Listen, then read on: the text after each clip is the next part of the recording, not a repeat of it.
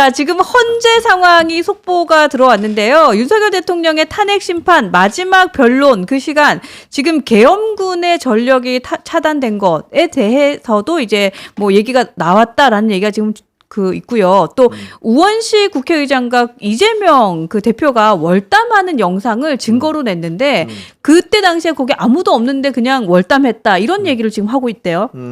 이것도 그렇군요. 좀 황당하다라는 생각이 드네요. 자, 어쨌든 비상계엄에 대해서는 뭐 이렇게 계몽을 한 것이다라는 주장을 앞서 했었는데 거기에 좀 연장선에 대해서 좀 해석될 수 있는 그런 발언이 아닐까라는 생각을 하게 되네요. 그렇습니다. 지금 이제 헌법재판소에서 네. 최후 변론 70 며칠 만이죠. 뭐 네. 정확한 날짜가 제가 기억이 안 납니다만 4일인가 3일인가 하여튼 그 만에 드디어 이제 최후 변론을 하고 있습니다. 네. 아마 이제 국회 측과 대통령 측에서 양측의 이제 증거 각자의 증거 어떤 걸 채택할 것인가를 놓고서 이제 헌법재판소에서 얘기를 좀 하다가 2시간씩 한다고 그러더라고요. 네. 그러니까 2시부터 하면은 그것만 해도 6시잖아요. 그러네요. 끝나고 난 다음에 뭐 양쪽에서 이제 최후 변론을 한다고 합니다. 근데 아마 대통령도 한 40분 정도에서 1시간 정도 그런 정도 본인의 어떤 진술을, 소회, 네. 최후 진술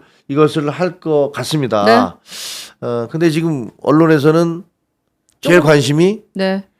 도대체 무슨 얘기를 네. 무슨 말씀을 할 무슨 것이냐. 말씀을 하실까. 네. 그게 지금 상당히 관심거리입니다. 근데 이제 한쪽에서는 야 그래도 좀 미안하다고 하지 않겠어 대통령이 뭐 이거 어쨌든 이렇게 굉장히 그 상황을 이렇게 만든 데에 대해서 상당히 어쨌든 미안합니다. 그쵸. 전국이 너무 어선하니까. 뭐 그렇게 얘기를 할 네. 수도 있다 이렇게 보죠. 왜냐하면 아시다시피 정치라는 건 결과 책임을 지는 직업이에요. 아, 그거 말 멋있네요. 네. 그러네요. 동기가 아무리 순수해도 결과가 나쁘면 네. 그것은 우리가 책임을 져야 돼요. 아, 그러네요. 네, 그 네. 결과 책임을 지는 것이 그게 정치인이거든요. 정치인의 직업이다. 아, 정치, 그러네요. 네, 정치인은 아무리 내 동기가 순수했다고 해서 그 결과가 모든 사람에게 피해를 입히면 그것에 대해서 책임을 져야 하는 것이 정치인입니다. 반대로 또 세상사 보면은 어떤 때는 말이죠. 별로 동기가 순수하지 않았음에도 불구하고 악의로 가득 차 있음에도 불구하고 결과가 좋을 때가 있는 거예요. 그럴 수도 있죠. 네. 이게 개인 간의 관계에서는 사실은 동기가 더 중요하잖아요. 그렇죠. 예, 예. 야 괜찮아. 네가 설거지를 하다 유리를 깼어도 뭐 도자기를 깼어도 네 마음이 뭐 처음에 도와주려는 마음이었으니까 내가 인정해. 이렇게 얘기할 수 있잖아요. 네, 그렇죠. 근데 정치에서는 사실 그렇게 얘기할 수가 없어요. 그러네요. 정치에서는 당신이 무슨 좋은 의도를 가졌든 간에 이것이 국민들에게 많은 피해를 끼쳤으면 당신은 잘못한 거야. 이렇게 비판받을 수밖에 없는 거거든요. 그래서 국민이 먼저입니다네요. 그렇죠. 네. 네, 그래서 국민이 먼저인 네. 것이고 그래서 이것은 그 정치인의 신념윤리가 아니라 책임윤리인 거죠. 막스 베버가 얘기했던 네. 정치인은 책임윤리를 지녀야 된다. 신념윤리는 내가 옳은 걸 하니까 나는 괜찮아 라고 생각하는 사람은 신념윤리에 가득 찬 사람인데 야 그게 아니야. 네 신념이 무엇이었든 간에 그 결과에 대해서 너는 책임을 져야 돼. 그게 책임윤리거든요. 그러네요. 그 막스 베버가 얘기했던 대로 정치인은 신념윤리만 앞세워서는 절대로 안 된다. 책임윤리가 있어야 된다. 라고 얘기를 한 거예요. 근데 사실은 저희가 오늘 아침부터 이제 방송을 함께 하고 있는데 여러분들이 이제 좀 대체적인 의견이 어떠셨냐면 오전 10시에 이제 방송할 때 이제 세 가지였어요. 첫 번째는 사실 그렇게 기대되지는 않는다. 두 번째는 사과 안 하실 것 같다. 세 번째는 그동안 했던 주장 그냥 계속해서 하시면서 왜 계엄을 할 수밖에 없었는지에 대한 얘기만 하실 것 같다. 이런 얘기 많이 하시더라고요. 사실 저도 있잖아요. 네, 지금 네. 말씀하신 거 100%다 동의해요. 100% 동감이죠. 저도 네. 그럴 것 같아요. 그쵸, 네. 저도 그럴 것 같고 또 일각에서는 또 걱정도 하는 게 대통령이 너무 오버할까봐. 아, 오버할까봐. 그래도 네. 그렇지 않아도 지금 뭐 여러 가지로 그 공격도 받고 그러는데 너무 오버를 하면 어떡하냐. 그럴 수 있죠. 그런 걱정이 있어서 또 하나는 야 너무 과도한 선전선동을 하면 어떡하냐. 아, 그거도 좀 걱정돼요. 네, 걱정은 되죠. 네, 뭐 네. 지난번에도 뭐 여러 차례 뭐 2030 젊은 세대가 나를 드디어 알아주기 시작하고 이런 톤으로 얘기를 하셨잖아요. 그랬죠. 그러니까 또 그와 비슷한 얘기를 해서 사실은 또 사람들을 길거리로 이렇게 쏟아져 나오는 식의 톤으로 얘기를 하면 어떡할까 뭐 이런 걱정도 또 하시더라고요. 그렇죠. 예, 그런 걱정도 되죠. 지금 어떻게 할지는 잘 모르겠는데요. 어쨌든 그게 오늘 저녁에 이제 하고 나면 대통령이 그 진술을 하고 나면 거기에 대해서 이제 기자들이 상당 부분 또 해설 기사도 쓰고 네. 나중에는 이제 끝나고 난 다음엔 영상도 나오고 그럴 테니까 하여튼 뭐 국민들이 좀 상처받진 않았으면 좋겠어요. 어떤 네, 경우든 계속해서. 이것은 어떤 경우든 비극이죠. 네, 맞습니다. 네.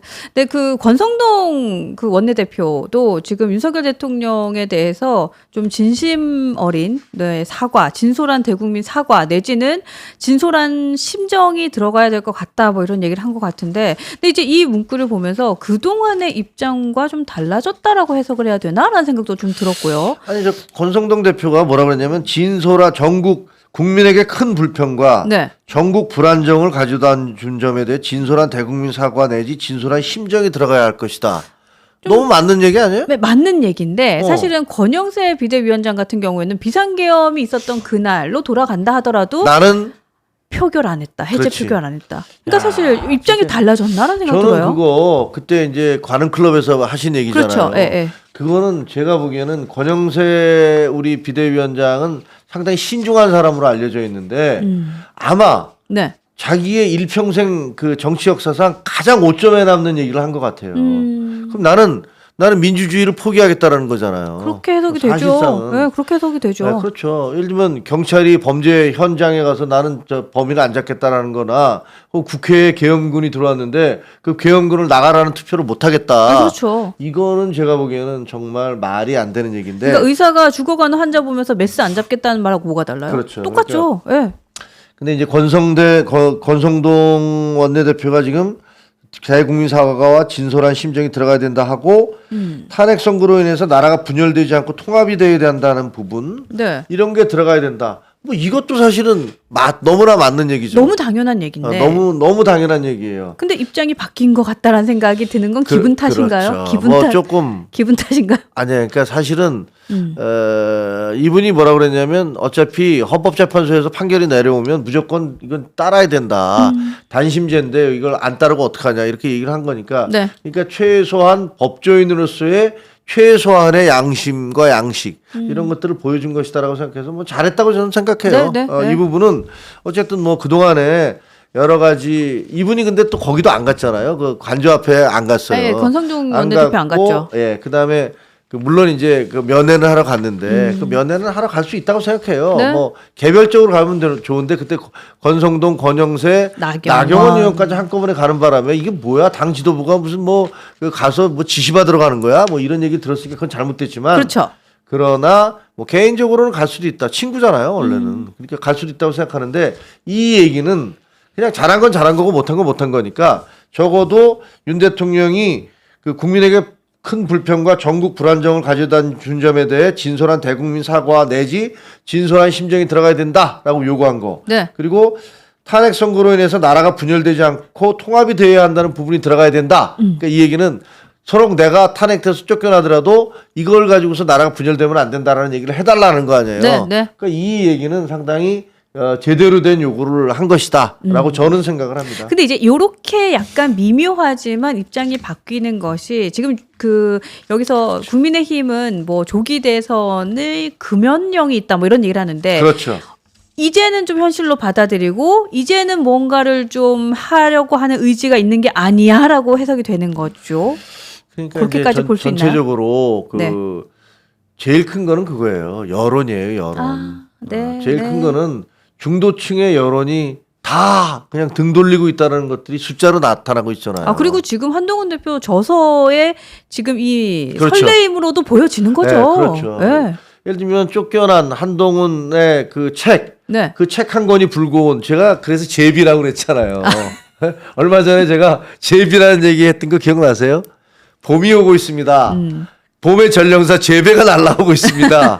그렇죠? 네. 이게 아직까지 아직도 추운데 이거 봄이야 벌써? 아닌 것 같은데? 라고 얘기하지만 제비가 날라왔어? 날아왔어요. 제비? 야 제비가 온 거 보니까 봄이 바로 코앞에 산 너머 조붓한 오솔길에 봄이 찾아온다네라는 뭐 옛날에 박인희 씨가 부르는 그 좋은 노래가 있는데 네. 그 노래처럼 봄이 오고 있구나라는 걸 제비가 보여주듯이 제가 보기에는 한동훈 대표의 이 책이라는 게 이 제비가 나타난 거죠. 제비가 한올님께서 책은 호박씨래요. 아, 호박씨. 아, 그래요? 박씨 아니에요? 박씨? 박씨를 물고 온 거예요? 호박씨는 아. 또 뭐야? 박씨. 강남에서 그 박씨를 몰고 왔다. 아, 예. 이렇게 얘기할 좋네요. 수 있다. 네. 그렇죠. 제비 그래서 이제 날았어요? 제비가 왔습니다. 제비가 왔다는 그거 하고 아까 얘기했던 대로 여론 있잖아요. 여론이 아니 도대체가 헌법재판소 심판 다 끝나는 것까지 다 지켜봤는데 네. 이런 거 보면 우리 국민들이 굉장히 신중하신 거예요. 아, 동의합니다. 네, 정말 동의합니다. 신중하고 냉철한 거예요. 네. 야, 그동안에 혹시 모른다. 대통령이 저렇게 자기가 당신이 얘기했잖아요. 뭐 종북 세력을 한꺼번에 싹 척결하겠다라고 주장을 하고 그다음에 부정선거 얘기를 계속 하시니까 네. 야, 그럼 종북 세력에 대한 무슨 증거가 있든가 아니면은 그 부정선거에 대한 뭔가를 대통령이 알고 있으니까 저러는 거 아니겠어? 라고 기다렸던 거 아닙니까? 아, 그렇죠. 뭔가 있으니 저러지. 근데 다 끝났는데 네. 아무것도 없잖아요. 왕왕왕왕. 네. 네. 제가 맨날 이거 그렇게 하잖아요. 되고, 예, 그리고 또 아니 무슨 뭐 종북 세력을 다 척결한다 그러는데 거기다 한동훈은 왜 집어넣은 건가? 한동훈도 종북 세력인가? 라고 하는데 그러다 보니까 그것을 정당화시키기 위한 분들이 다 하는 얘기가 한동훈이는 친중 좌빨이야. 이 얘기 아닙니까? 그렇죠. 이거는 객관적 사실을 얘기하는 게 아니고요. 내가 지지하는 사람을 방어하기 위해서 이 사람이 했던 얼토당토하는 행위를 이걸 뭐랄까 커버하기 위해서 쉴드 치기 위해서 그래서 엉뚱한 사람을 친중 좌빨 좌파라고 얘기하는 거죠. 네, 그러니까요. 제가 보기에는 정말 말이 안 되는 얘기거든요. 말도 안 되고 논리도 안 말도 안 되는 맞고 얘기고. 정말 왜 논리도 그러는지 안 모르겠고 맞고. 쑥스럽고 창피한 건 우리 몫이고 정말. 아, 예. 그렇죠. 아이, 네, 참. 그러니까 이거 뭐 우리 시청자 여러분께서는 본질을 아실 거라고 생각을 해요. 이 본질은 그거잖아요. 한동훈 대표에 대해서 자꾸만 얘 좌빨이야, 좌파야, 얘 원래 그랬어, 친중이야 라고 얘기하는 그 이유를 원인을 아셔야 돼요. 네. 그것은 대통령이 그 체포조 명단에 저희가 보기에는 그래요. 뭐 네. 본인은 아니라고 말씀을 하시지만 체포조 명단에 도대체 들어갈 이유가 없는 그런 한동훈 대표가 들어간 것들 그것들을 정당화하려면 이 사람은 좌파가 되는 거예요. 그러니까 쉽게 얘기하면 죄가 있어서가 아니라 이 사람이 죄인이 돼야만 되는 거예요. 그러니까요. 예. 죄를 만들어내는 거잖아요. 그러니까 내 편 아니니까 적이니까 이 사람은 죄인이어야 되는 거예요. 네, 그러니까 예. 이거 정말 말도 안 되는 이런 일들이니까 그래서 길거리에 나서신 분들이 그렇게 주장을 하는 거지. 뭐 이거 죄인입니다. 이 사람은 친중 좌빨입니다. 이렇게 주장하고 네. 있는 겁니다. 근데 이제 여러분들은 이제는 다 아시는 것 같아요. 그래서 진짜 무엇이 옳은 소리이고 무엇이 말도 안 되는 소리인지 이제 너무나도 잘 알고 계신다.